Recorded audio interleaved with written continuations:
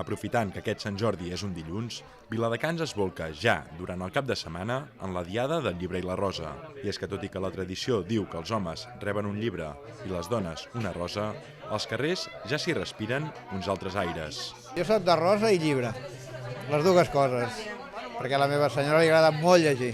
Em regalen llibre, em regalen rosa i jo regalo llibres i roses.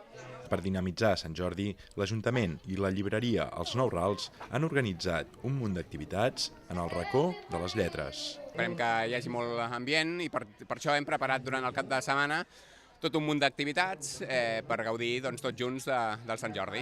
En aquest espai s'hi fan presentacions de llibres per promoure autors novells.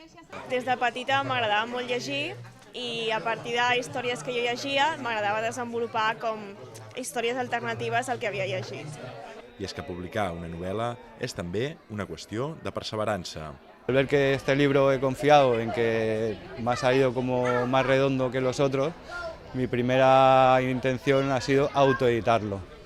Después de autoeditarlo, pues lo voy a ir moviendo por según qué otras editoriales, si hay alguna que está interesada, pues que me ayuden para hacer las siguientes ediciones. A més de les presentacions, les sessions de contacontes fascinen a nens i nenes amb les seves històries. Una iniciativa que també s'ha traslladat a la Biblioteca de Viladecans, perquè res no atura la força dels contes. L'ésser humà és fet d'històries i les històries les necessitem per viure.